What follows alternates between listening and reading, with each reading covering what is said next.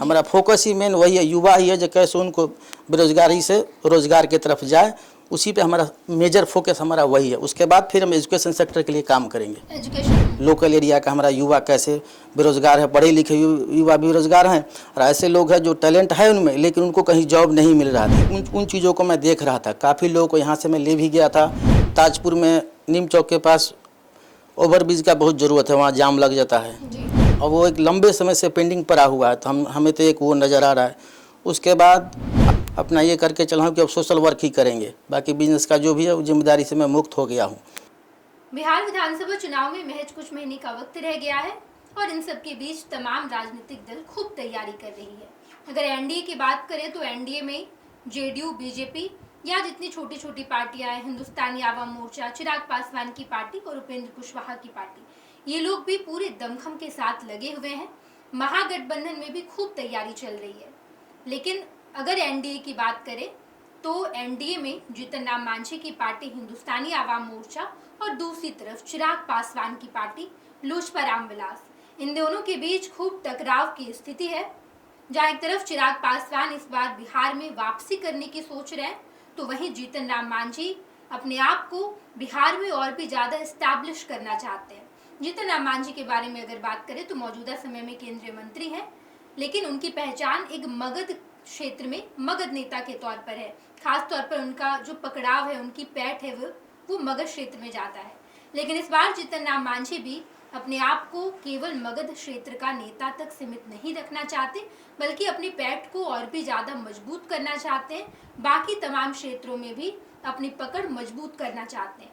यही वजह है कि समस्तीपुर में इस बार जीतन राम मांझी की निगाहें हैं और समस्तीपुर के मोरवा की पूरी जिम्मेदारी जिस व्यक्ति को दी गई है, वो व्यक्ति खुद आज हमारे साथ बातचीत करेंगे। नाम है इनका बीके सिंह।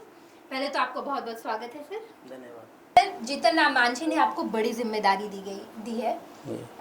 पिछले महीने आपको पार्टी में शामिल करवाया गया। खुद जीतन राम मांझी वहाँ पर मौजूद थे।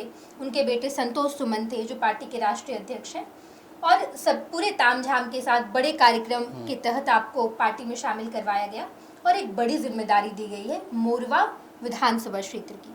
तो वहाँ पर जो जिम्मेदारी दी गई है उसका निर्वहन कैसे कर रहे हैं सर? देखिए, पॉलिटिक्स क्या है? पॉलिटिक्स सोशल वर्क है। हम तो बिजनेस में थे यहाँ का। आज से 25 साल पहले बिहार छोड़ के हम बेंगलोर चले गए थे, तब से हम बेंगलोर में रह रहे थे। लेकिन हमारा जैसे जैसे मैं यहाँ देख रहा था बिहार में, जहाँ की स्थिति बहुत ख़राब है, लोकल एरिया का हमारा युवा कैसे बेरोजगार है, पढ़े लिखे युवा बेरोजगार हैं, और ऐसे लोग हैं जो टैलेंट है उनमें लेकिन उनको कहीं जॉब नहीं मिल रहा थी। उन चीज़ों को मैं देख रहा था। काफ़ी लोगों को यहाँ से मैं ले भी गया था, कर्नाटक, तमिलनाडु, आंध्रा, कई जगह कई कंपनियों में शिफ्ट भी करवाया, जॉब लगवाया, लेकिन सिर्फ उससे काम नहीं चलने वाला था। हम देखें कि जब हम खुद जाएंगे वहाँ सोशल वर्क करें, ग्राउंड में उतरेंगे तो कुछ अच्छा कर सकते थे। कई सालों से मैं इन चीज़ों को देख रहा था, गौर कर रहा था। उसके बाद मैंने फैसला लिया कि डायरेक्ट ऐसे सोशल वर्क करेंगे तो हमको कोई बदलाव नहीं होगा, हमको कोई नोटिस नहीं लेगा। इसलिए हमने फैसला किया कि हम पॉलिटिक्स ज्वाइन करेंगे, पार्टी ज्वाइन करेंगे, उसके बाद चुनावों में जाएंगे और उससे जो आगे और क्या कर सकते हैं उसके लिए काम करेंगे। बिल्कुल बीके सिंह जी, लेकिन संतोष सुमन और जीतन राम मांझी जी, ऐसी क्या खूबी आप में देख ली है, क्या काबिलियत देख ली है कि एक विधानसभा क्षेत्र की पूरी जिम्मेदारी आपके पास है, और वैसा क्षेत्र जहां पर अभी तक जीतन राम मांझी की बहुत पैठ नहीं है? क्योंकि हम मोरवा के लोकल हैं, वहीं से बिलोंग करते हैं, समस्तीपुर जिला मोरवा विधानसभा से ही बिलोंग करते हैं, और काफ़ी लोगों को हमने लोकल में काफ़ी वर्क दिया है, काम बाहर काम पे लगाया है, काफ़ी तरह मदद किया, हर तरह से मदद किया है। इसलिए उनको लगा जी ये बिल्कुल मुफीद व्यक्ति हैं, इसलिए उन्होंने हमसे संपर्क किया, जो आप वहाँ चुनाव लड़िए, तैयारी करिए और हमको वहाँ भेजें। बिल्कुल। मोरवा विधानसभा क्षेत्र की जब हम बात करते हैं सर, वैसे तो वो जेडीयू का रहा है सीट, लेकिन पिछली बार राष्ट्रीय जनता दल ने उसे जीता। रणविजय साहू वहाँ के विधायक हैं। वहाँ क्या क्या समस्या है इस वक्त और क्या काम होना चाहिए वहाँ पर? वहाँ तो मेजर समस्या जो अभी मैं गौर किया हूँ, देखा हूँ पिछले 2 महीनों में, तो जैसे ताजपुर में नीम चौक के पास ओवरब्रिज का बहुत ज़रूरत है, वहाँ जाम लग जाता है जी, और वो एक लंबे समय से पेंडिंग पड़ा हुआ है, तो हमें तो एक वो नज़र आ रहा है। उसके बाद आप ताजपुर मोरबा ब्लॉक में ही गुनाई बसी भिंडी और उससे लगा हुआ कई पंचायत है जहाँ पे पानी की निकासी का बहुत बड़ा समस्या है। बरसात के दिनों में बहुत प्रबल मतलब पानी जमा हो जाता है, तो कैसे उसको सुलिस गेट लगा कर बगल में नून नदी है, पानी की निकासी कराया जाए।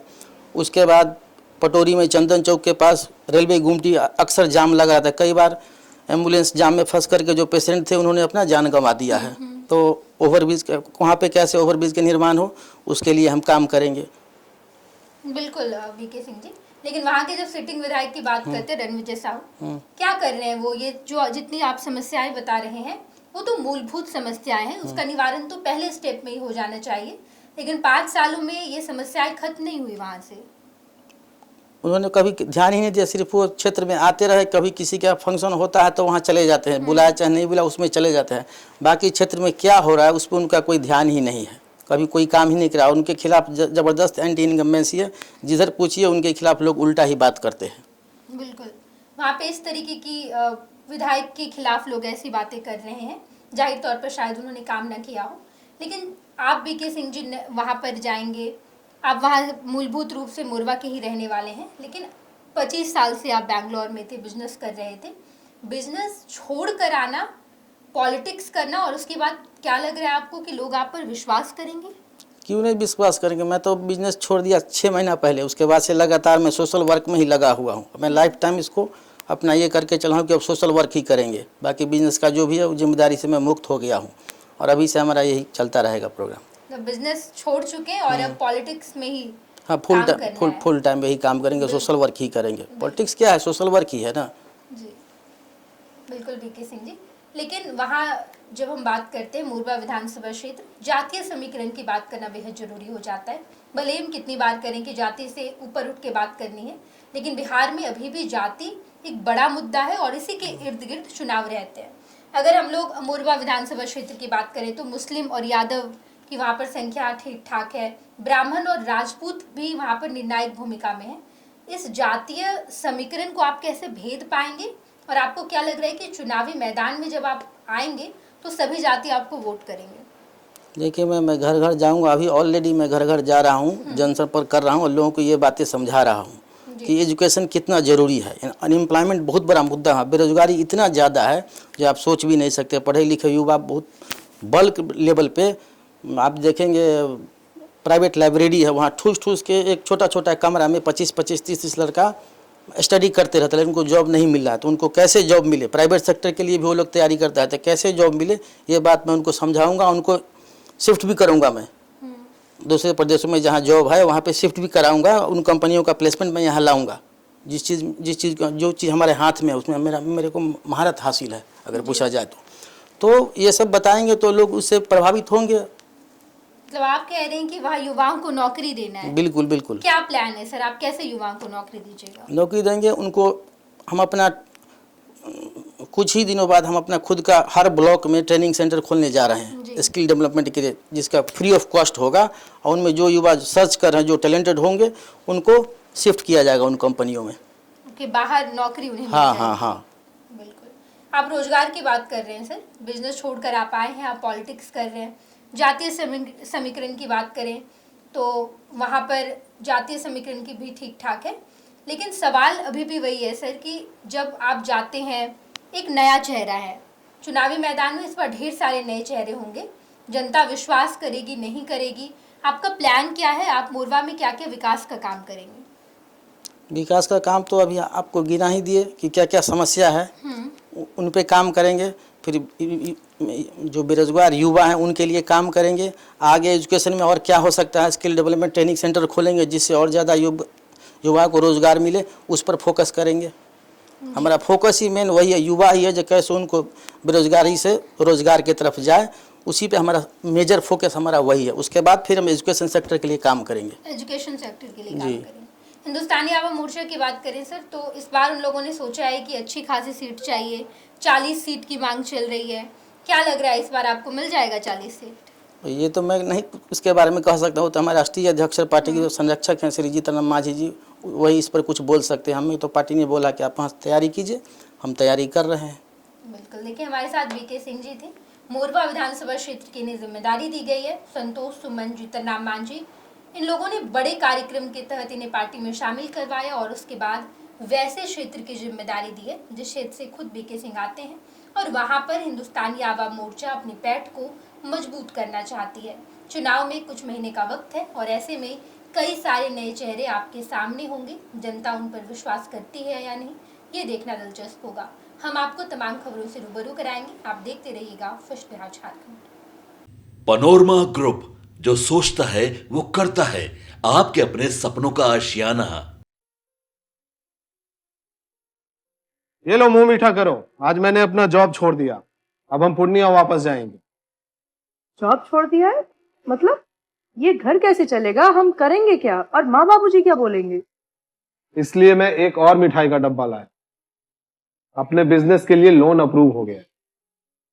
अरे लोन अप्रूव हो गया वो तो ठीक है, लेकिन पूर्णिया में हम रहेंगे कहाँ? अपना घर भी तो नहीं है वहाँ। इसलिए तो एक और मिठाई का डब्बा अलग से लाया हूं। हमने पूर्णिया में घर ले लिया है, पूर्णिया के ई होम्स पैनोरमा में। पूर्णिया में पैनोरमा ग्रुप लेकर आए हैं ई होम्स पैनोरमा। बड़ा घर, आलीशान जिंदगी और अत्याधुनिक सुविधाओं के संग। अरे अरे, अब क्यों मुंह मीठा करवा रही हो? क्योंकि हम घर वापसी जो कर रहे हैं। घर वापसी की खुशी पूर्णिया में ई होम्स पैनोरमा के संग। ई homes panorama, luxurious lifestyle redefined.